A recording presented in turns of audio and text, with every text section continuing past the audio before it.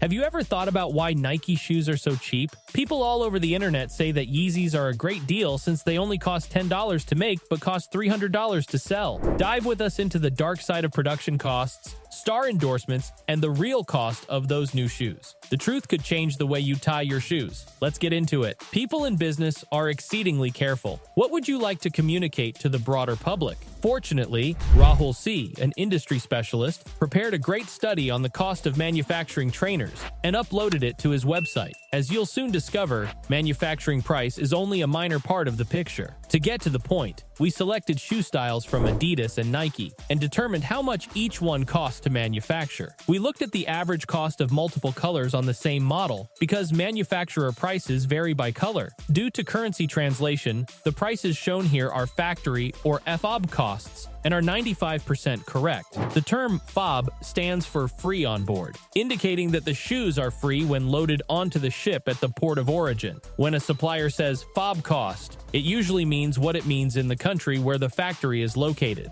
We'll see to it that you get there. The finished shoes remained unopened until they arrived at the port. It's free till then, as long as the shoes are on board. It is all your responsibility. For certain types of shoes, the prices that you see are FOB prices, which are derived from data obtained from ocean transportation. When it came to this initiative, the option to work together with Adidas and Nike proved to be a prudent one. We can examine them in contrast to other businesses since their revenue statements are available to the general public. Because they are publicly traded corporations, their statements are easily accessible. A determination needs to be made regarding the cost of the shoes, as well as the typical amount that each pair of shoes costs the company respectively. Given that there is a dearth of supplementary information, it is difficult to trust that these numbers are accurate. A trainer that costs $160 to produce has a total production cost of $30. This results in a profit of $130 for each pair. We are aware that shoe companies take advantage of their clients, but it is ludicrous to state that a person with an annual income of $200,000 may save $1 million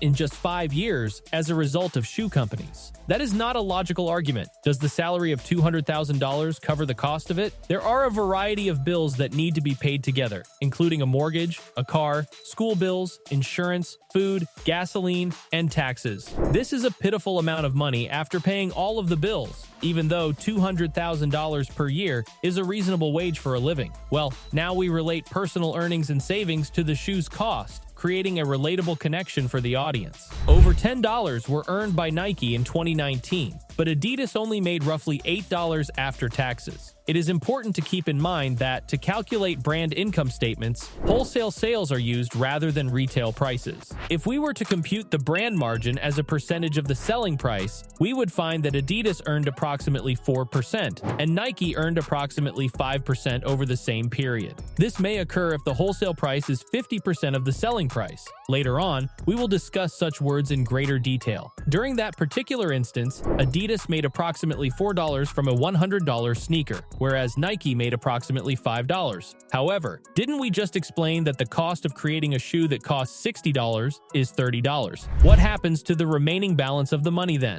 The price at which a product is manufactured in a factory is merely the first step in the journey that it will complete. Once a product leaves production, it is subject to additional fees known as landing costs. Considering that the FOB price only includes transportation from the facility to the port, this is the situation that has arisen. That company is responsible for paying for transit from Asia to its final destination. There's also the possibility that the ship will become engulfed in a storm and spill a few containers containing thousands of trainers into the water. As a result, the brand must purchase insurance to cover any unforeseeable disasters. This operates in the same way that getting travel insurance with your airline ticket does. After the shoe arrives at a U.S. port, customs fees are added to the consignment. Even for the same item, there are several methods for paying duties. A duty rate of 10 may apply to one type of shoe, while a duty rate of 20 may apply to another. The cost of insurance, goods, and customs duties has now been included in the production cost. This is referred to as the landed cost, and it is around $20 more than the factory cost. The landing cost is used to compute the sales cost. This is the amount of money the company must spend until the shoe arrives at their warehouse. Ever wondered about the real significance behind a brand's net net sales or revenue when you snag a new pair of shoes. It is possible that you will not have to do it straight from the brand.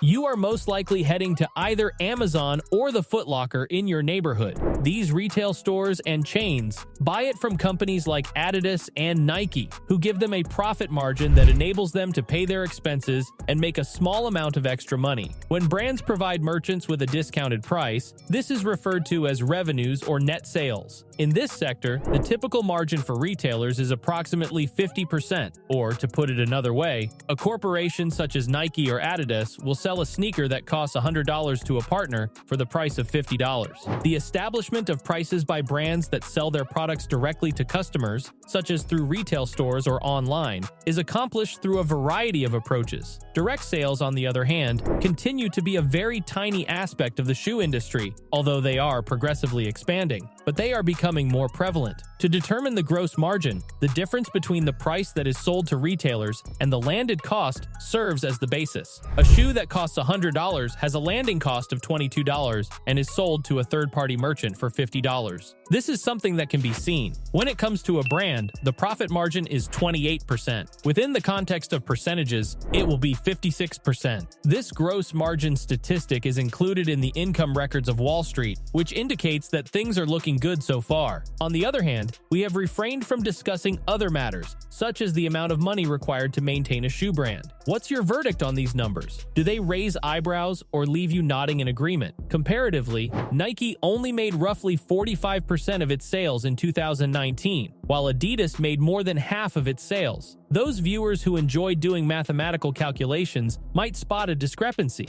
There are some Adidas running shoes that have a manufacturing cost that is significantly higher than that of equivalent Nike training shoes. What's the secret behind Nike's slimmer profit margin when their shoes cost less to make than Adidas? We can make an informed prediction regarding the product. As the name of their footwear suggests, the principal line of business that Nike has always been in is footwear. Conversely, Adidas sells a significantly greater quantity of clothing than Nike does. Wages for employees, distribution charges, marketing expenses, depreciation taxes, and other costs associated with running a firm will eat into the overall gross margin. If the brand is traded on a stock exchange, the majority of these numbers are public knowledge. In 2019, Nike spent roughly 10% of its net sales on marketing, while Adidas spent significantly more on all costs other than marketing. Nike got 23% of the vote, while German brands got nearly 29%. Taxes must also be paid. In other words, in 2019, Nike paid 16, and Adidas paid 25. According to the big picture of money, Adidas only makes $4 on a $100 pair of running shoes, while Nike makes $5. With new knowledge, you understand how your expensive shoes work. Is the price worth it? Subscribe to this channel to get more sports news in the future.